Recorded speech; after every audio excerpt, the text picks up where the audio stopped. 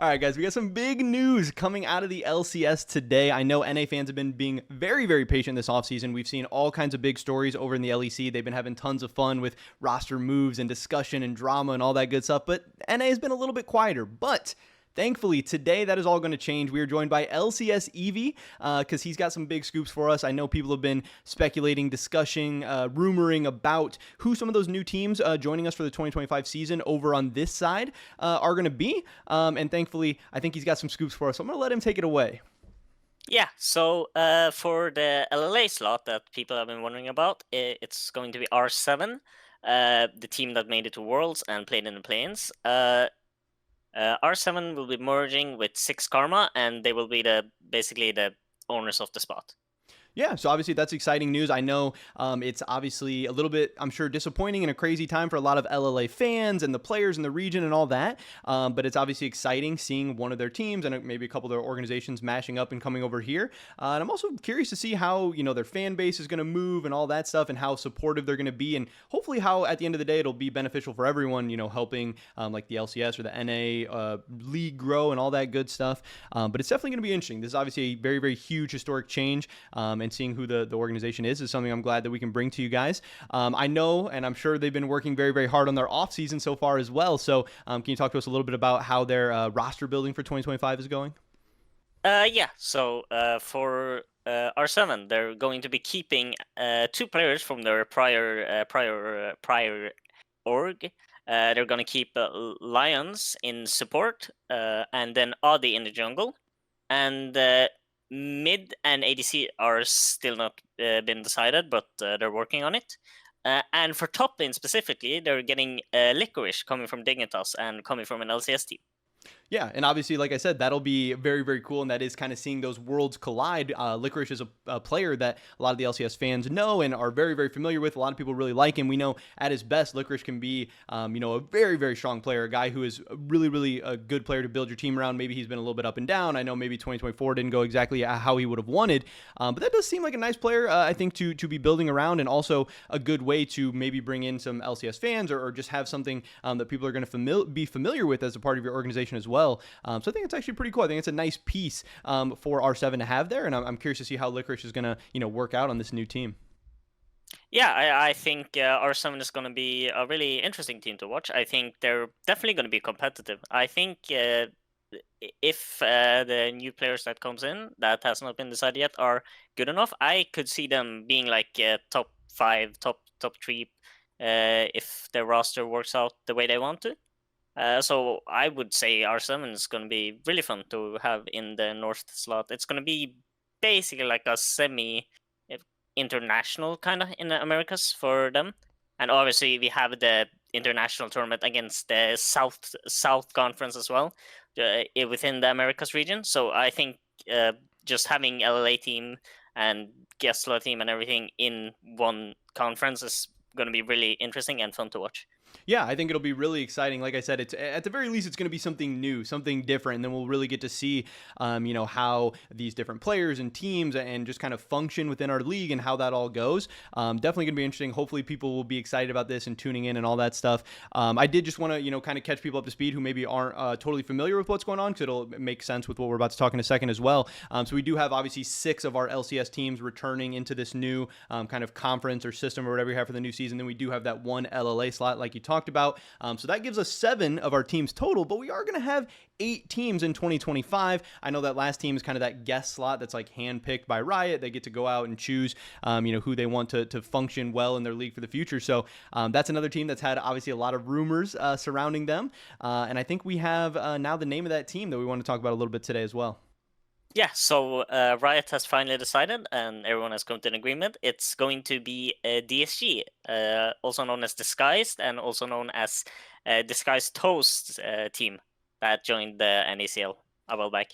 Yeah, and that's obviously something that people are going to be really, really excited about again, because I know, obviously, esports fans, gaming, it goes kind of hand in hand with a lot of this Twitch and YouTube and all these big creators. And we've had people for a long time saying that it would be a great idea to get more of these crossovers, more of these collabs to help everyone grow. You know, there's been names like Mr. Beast, Ludwig, Critical, all these different people. And now actually seeing Toast have an amateur team come up through the system and then now make it to the big leagues, that's going to be something very, very cool to see. And I know something fans are going to be excited about.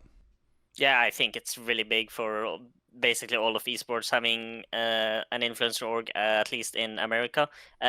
EU has, of course, the K Corp, the eBay team, and stuff. So this is going to be kind of the first LCS or North Conference content org. If you, I wouldn't count 100 Thieves exactly. Obviously, they got the nade shot, but DSG is like the first, like fully, like very, very, very a very open team about how much they spend and everything, and uh, basically a very open team. Yeah, and I know fans love getting a lot of that insights. And like you say, Toast has been very honest about the good and some of the bad and the downsides about esports and the troubles that they've gone through and all that stuff. And obviously now coming to the highest level, it's going to be, I'm sure, a whole new world of exciting successes and failures and all that stuff. And actually getting to hear from him and, you know, experience some of that through his content and through, you know, interviews and stuff like that is going to be very, very cool. But also, if this goes well or poorly, whatever, it could maybe inspire other people or maybe dissuade other people in the future from going through stuff like this. So this will be a very, very big thing. And obviously, I know this is a story that kind of has been swirling around for a while. You guys have been working on for a while. So I'm kind of, you know, I'm definitely glad we could finally get this out to people now that Disguised and Disguised Toast are headed to the LCS now. Yeah, I think it's going to be a good opportunity to show off tier 2 talent, as well as they're going in the guest slot, which is the slot that will be playing in the relegation tournament at the end of the year against the top tier 2 teams from both NECL and the new Latin North League. Right, and I know the relegation stuff is something people have kind of wanted, or it's something people have missed, or talked about the good old days of the old school LCS and all of that. So seeing some of that come back as well could be exciting and cool. Hopefully, it'll be motivating. Hopefully, it'll be, you know, something that keeps these teams kind of trying to be their best and always trying to strive for more and to be relevant and all that stuff, which I think is healthy for our competitive ecosystem.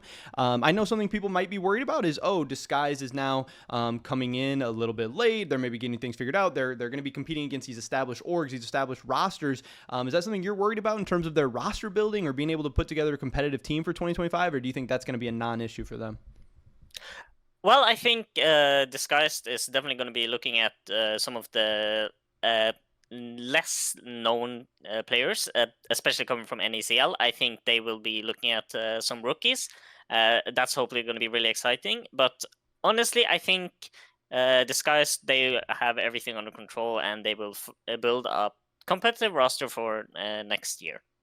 Yeah, and honestly, at the end of the day, that's all fans can really hope for. Obviously, you know, you'd like to start off on the right foot. You'd like to show fans that you're going to be a strong competitive organization right off the bat. Same thing with R7. That will really help grow their NA fan base and show people that they're here to compete and all that stuff. But obviously, we do know these things take time because so many of these other organizations, you know, talking about Disguise more, so many of these organizations have been doing this for a long time and they've had a ton of ups and downs. We've seen teams have good years, bad years, all that good stuff. But at least some things to be excited about. I'm definitely curious to see how the viewership angle is going to work out with bringing in the LLA audience, bringing in Disguised Toast, all the cool things he's going to do. And obviously, I hope this will work out well for the LCS because it's definitely going to be a new chapter and there's definitely a lot of ways that this stuff could go. Yeah, it's definitely pretty new for basically everyone having basically the only region with a semi-international tournament within their own region. It's going to be really, really interesting to see how the new format works and how the teams like adapt to the new format and how they interact and such between both conferences, and how maybe some tier 2 teams will take like LCS players, Latin players, or Brazilian players into their tier 2 in a chance of winning the relegation tournament and making it up to tier 1, like you see in Valorant, for example, where teams go on like these miracle runs and they do insane on like the tier 1 region, and then they play the relegation match at the end of the year. Yeah, that'll definitely be cool. And like you said, there's just all kinds of storylines and drama and stuff that can happen when you have these international rivalries and matchups and players and everything coming together. I think it has a chance to be really, really exciting and really cool. But obviously, before we get there, there is still plenty of off season yet to come. We need to figure out who the rest of these R7 players are going to be, who the disguise players are going to be, and who they're going to be competing against. So obviously, when we do have more info about rosters and all that good stuff, we will be bringing that to you, everywhere that we post Sheep Esports stuff. Hopefully, some more stuff coming to the YouTube really soon as well. But yeah, I know, like I said, a story that's been a long time coming. I'm happy you guys could get this done. Thank you so much for providing us all this info today. And hopefully we catch you guys real soon with some more really big and exciting stories about the LCS and everything that's yet to come in 2025. Everything we are doing here at Sheep Esports for the rest of 2024 is powered by Holy. This is an awesome company that makes great tasting energy drinks that also just so happen to be healthier than the competition as well. They sent me this starter set deluxe, which comes with a Holy shaker and then 14 individual servings of Holy Energy, Holy Hydration, and Holy Iced Tea. So you get a ton of awesome stuff for a great price. And if you want to get even better price, check out the first link in the description below. Use discount code SE5 to get €5 off your first order, or SE10 to get 10% off your entire basket. If you guys want to help continue to allow us to provide the amazing coverage of both Worlds and the offseason that you guys know and love, definitely check out Holy, buy some stuff. It would mean the world to us. Thanks.